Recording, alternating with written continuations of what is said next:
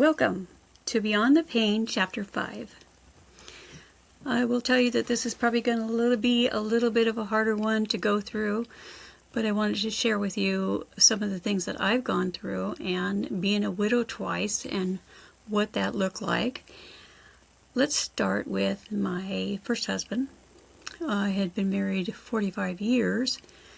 Amazing man. Had a totally strong gift of memorizing the word. I mean, so much so that he'd be in church. I mean, he loved Paul, that they'd ask him to stand up and tell him where something was at, and he spent daily in the Word of God. He was actually my best friend. He was very physical, played a lot of sports, and was always very strong, cut a lot of wood, loved to do it.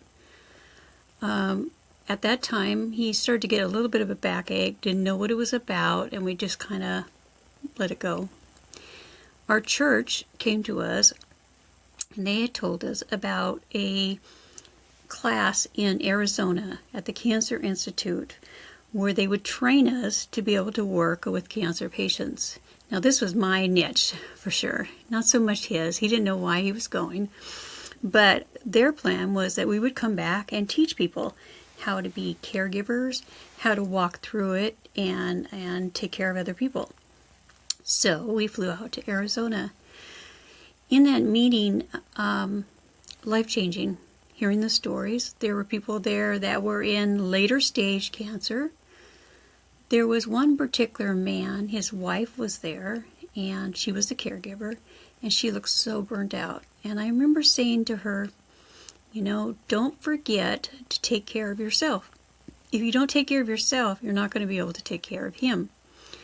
Little did I know that would be a prophecy to me later in life. So we finished the class, and we talked to him a little bit about his back pain. I mean, to be honest, he had gone to the doctor. The doctor had checked everything out, pretty much. Wonderful doctor. Couldn't find anything. Didn't know what to do. And so the Cancer Institute said, I think he needs a CAT scan anyway, just to rule it out.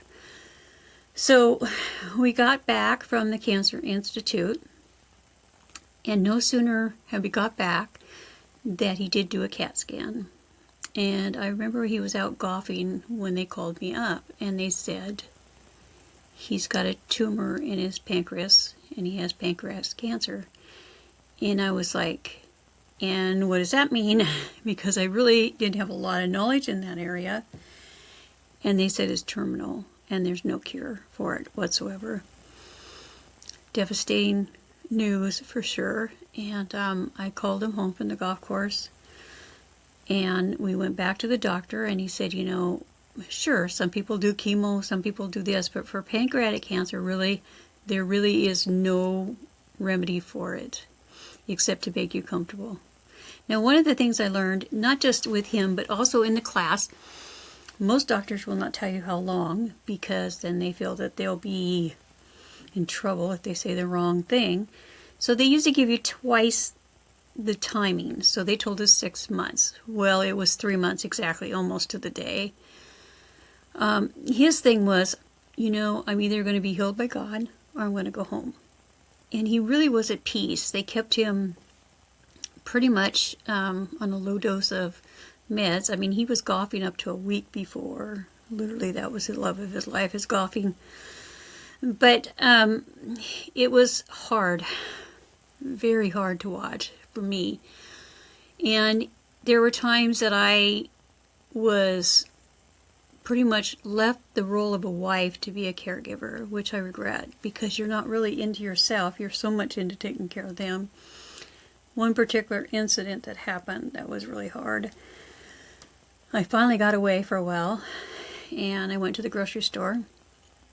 I came out into the car, and I just lost it, and I backed up, and I hit a woman that was walking by. Totally bruised her bad. She came around the car. I had collapsed. I was weeping so hard, and she held me. I don't know where that woman is today, but the grace that she bestowed upon me I'll remember the rest of my life. All she did was hold me, and she said, don't worry about it. It's okay. I said, but you're going to be bruised. She said, I don't care.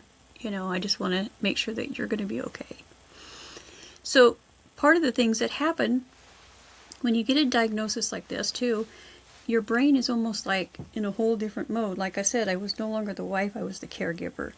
I was taking care of things, trying to get things done, making sure that he was happy, allowing him to do things even when I was worried about him doing those things.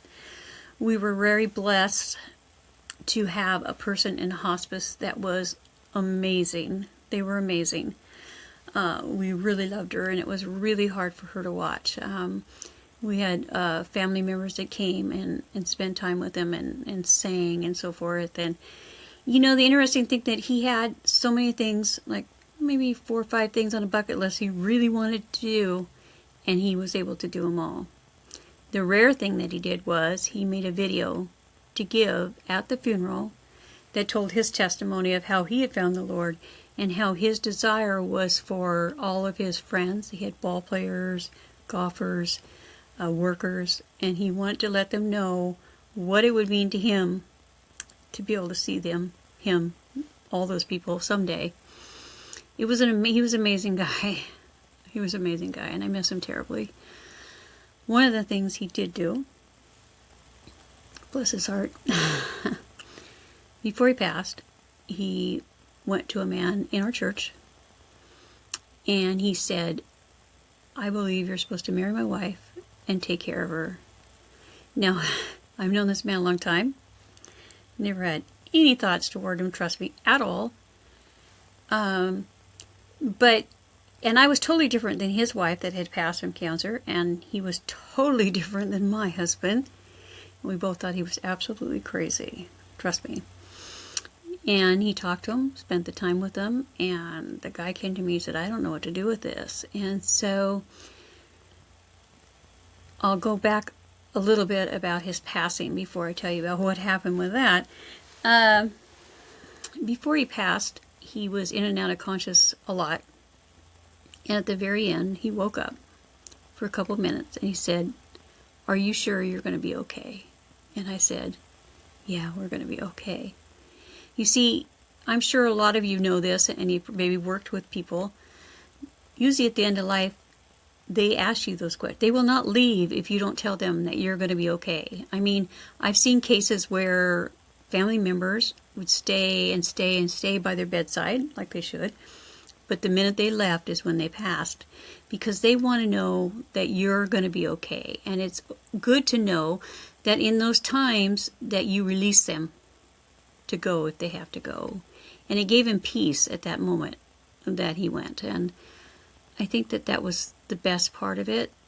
The hard part was that being a chaplain, I had done a lot of death scenes, and it was a lot different doing my husband's. There's probably the hardest thing about that is the body bag. I still, even when I worked as chaplain, it was very hard to see. It just seemed so final and so cruel and not like you want to see it done. But the funeral was absolutely amazing. The chaplains did it, and it was beautiful. Actually, a beautiful service. Hearing him speak live really rocked a lot of people's world, for sure. So after he passed, I did meet with the man again. Still thought my husband was crazy. And we talked a long time, and we prayed about it, and we said, yeah, I believe we're supposed to be married. And so we did get married, surprisingly to everybody, especially since I had been married for 45 years to my husband, and he was the love of my life. I married him very young. I was 17. And so we got married, and we things went pretty well. I mean, this guy was an amazing gardener. There wasn't anything he couldn't grow, even artichokes out here. And he really loved me and cared about me. About 2.5 years in, I would say, he started, he had what's called a drop foot. And if you know anything about this, what I'm talking about, you'll probably figure that out. He just kept dropping on him constantly. So we went to many doctors, did many tests, And they kept saying, no, we don't know what it is. It's just this or this. Well, I can just be honest with you. God told me from day one it was ALS. And I'm thankful that God speaks to me. I'm thankful that He cares enough about me that He wants me to know. There were 2 things I asked for. One was that, knowing what it was, and second, I wanted to know when he was going to pass. I was not going to go unprepared. I said I could be prepared for anything, but I need to know. So his family all thought I was crazy, seriously. They were like, no, I don't think he has ALS. Well, down the line, as things progress, finally a test came back. He not only had ALS, he had the worst kind. He had both kinds. There's 2 different types. And it was brutal. You know, I've seen a lot of cancer. I've seen a lot of death. I've worked with a lot of people. But ALS beats them all. It is so brutal because your brain is always working, but your body is completely shut down. And it was a very long, hard, painful road to go through. Very hard, for sure. But the interesting thing was his heart. He used to tell me from the beginning, I'm not going to be a burden to you. I won't do it. I'm just not going to do it, you know, because I knew that there would come a time he'd be in a wheelchair. And he said, I'm not going to do it. And so there was a morning, and let me get back to that. What the Lord told me was January 10th. He's going to pass on January 10th of this year, of this particular year. So I had time to work through all those things. But he told me, he said, I can't do that. I can't put you through that. So the interesting thing is nurse had been gone for a while. She was going to be gone for a week or so. And at that point in time, they thought he still had quite a ways to go because there was a lot of things he was still doing. I mean, he was on a feeding tube and stuff, but they really believed that he would live quite a bit longer. Well, he had a couple falls. And if you know anything about ALS, you cannot have falls. They speed up the process extremely fast. So he came out of the shower after a fall, and he said, put me to bed. And I did. This was the 9th, I believe, that night. And the next day he said, I'm not going to do this. And he literally, it tells you how much the brain works, he willed himself to go. Because the doctor said he should have lived quite a bit longer, but he said, I'm not going to put you through that. And he literally passed on the 10th of January, exactly as God had prepared me for. That was another hard story. He had walked through a lot with me in the third year of marriage. I had some pain. Sorry, got a hair that keeps going back and forth. I had some pain in my right side, and I believed it was from my intestines from different surgeries. If you've heard my stories of the weight loss surgery, I figured it was that. And I finally went in, and they said, you have a tumor on your kidney, and it's huge. I mean, it was huge. It took over my whole right side. They believed I'd had it maybe 10 or 11 years at least. Now, with kidney cancer, a lot of times you have no pain. You have no warning. I had a warning. This is the most miraculous things. If we would have gone any farther, I would not be here. It was so huge. It was laying all across all the main organs on the right side. And they really didn't know how they were going to get it out. The doctors were so perplexed because I had had so many surgeries and all the scar tissue and the meshes, and they said, how are we going to get this huge thing out of there? Interestingly enough, my doctor, who was not a Christian, I told him, I said, God's given you a gift to do surgery, and I said, you can do this, and I'm going to be praying for you.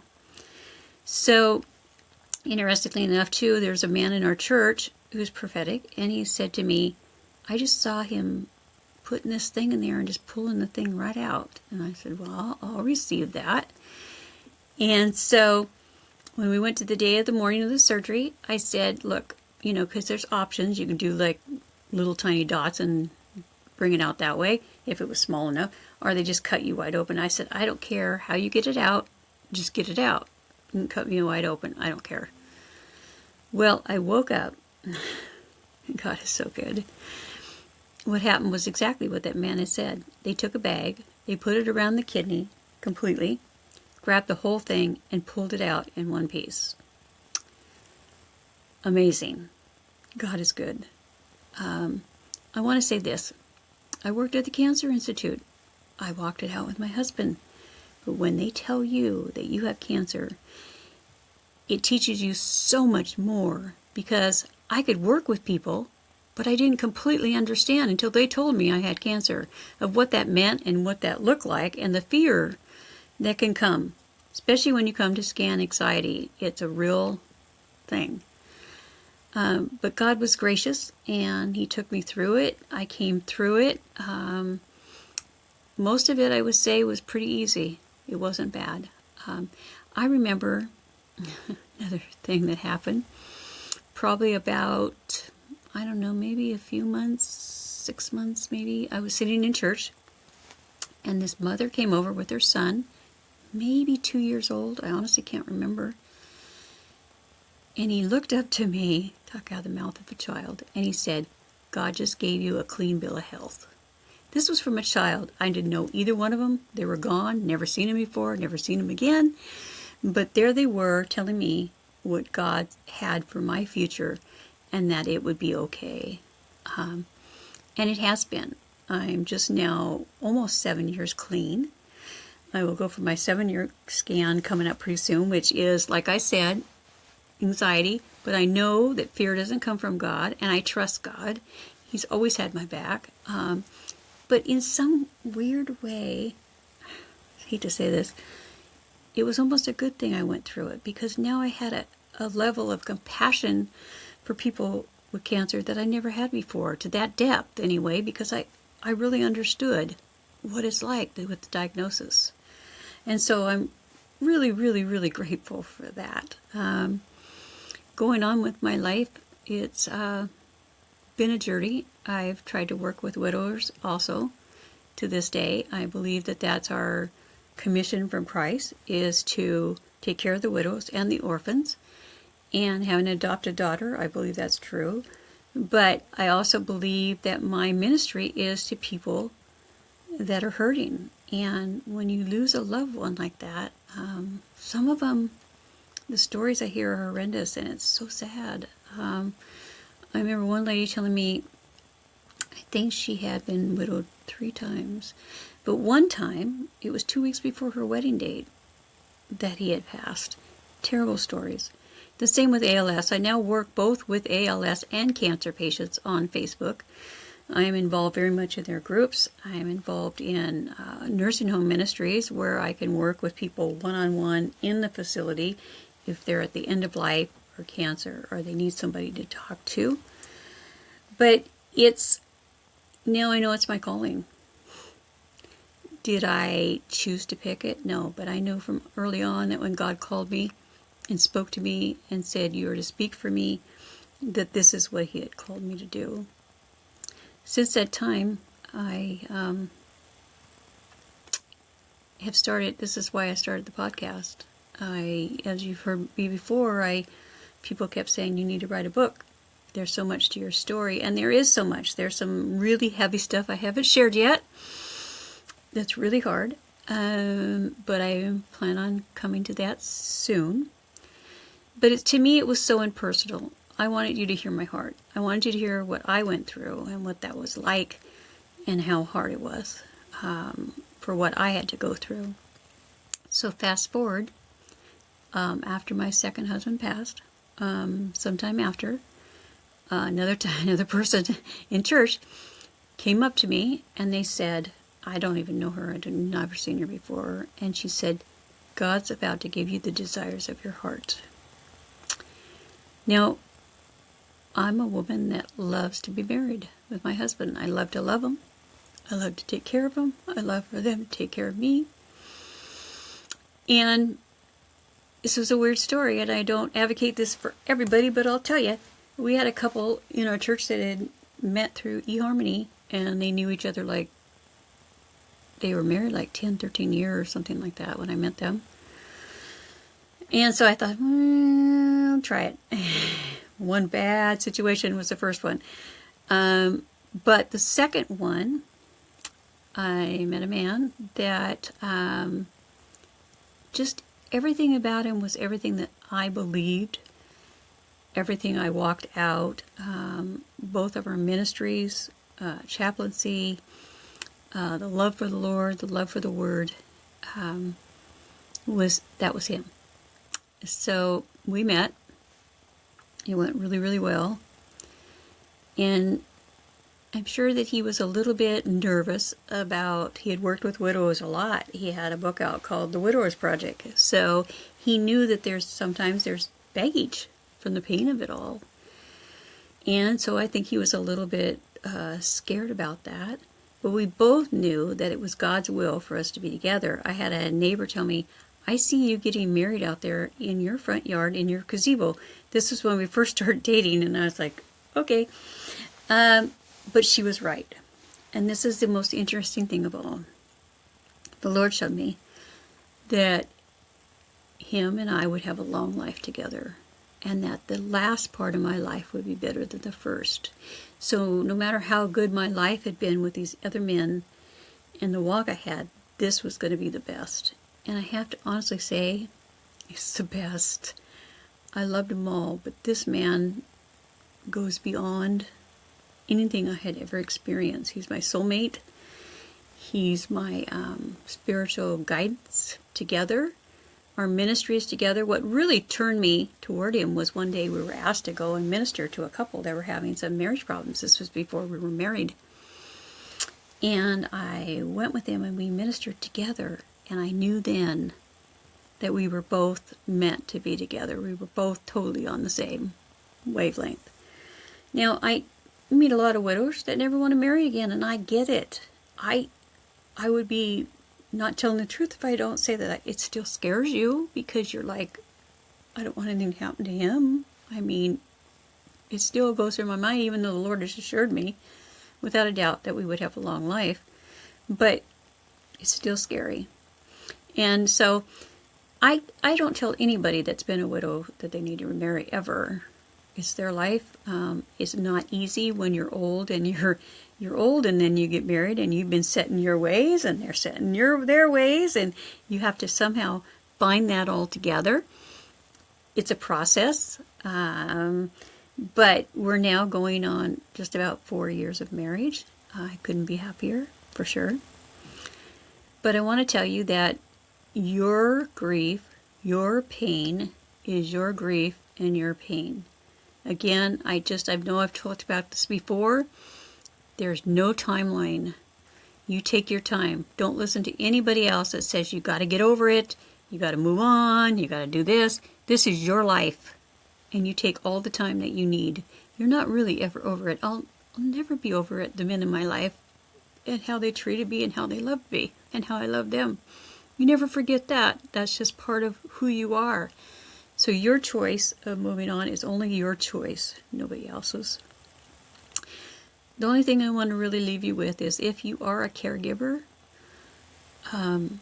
whether it's somebody you love or that's your ministry, please take care of yourself. It's very easy to go down physically fast if you are not taking care of yourself. And it's very hard to do. I admit to it. It's extremely hard to take time to be taking care of yourself. I can remember the nurses saying, you've got to leave the house. We're coming in. Go for an hour. I didn't want to go for an hour, and I didn't like it, when I did go. But the reality is, I would get sick if I didn't. And so I would urge you, if you're even interested in this type of ministry of caregiving, it can be overwhelming, and you need to take care of you first. Each time, take a break, let somebody else come in, let somebody else help you. And if you don't have anybody, wow, I'll be praying for you for sure. And I want to do that anyway. Definitely email me, message me, tell me what you're going through so I can pray for you and maybe help you through that step process. Because there's also a huge step process with the medical society. I was fortunate that the doctor said, no, don't do chemo. No, don't do anything.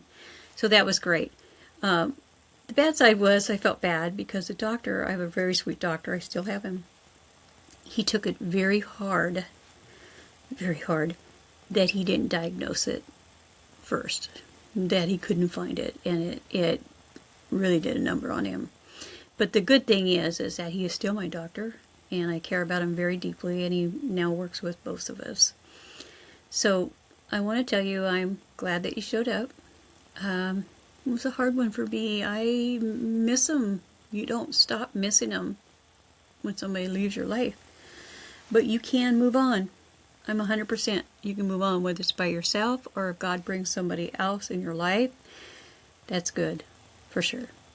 So my next one, not sure if I'll do the heavy one yet. That's hard. I suffered great abuse as a child, and it had some ramifications. And I'm praying about which one I should talk about next because that's a deep one. And I definitely don't want to trigger anybody by what I have to say. But my goal here is to help you navigate through the pain of loss, death, illness, abuse. If there's anything I can help you with, please reach out to me and I will answer you. I'm available at all times. So thank you for listening to me. Sometimes I ramble too much, I'm sure. But that's the reason why I don't write. I could tell you so much more by me talking. But I am very thankful that you've taken the time to listen to me. And until next time, it's Beyond the Pain.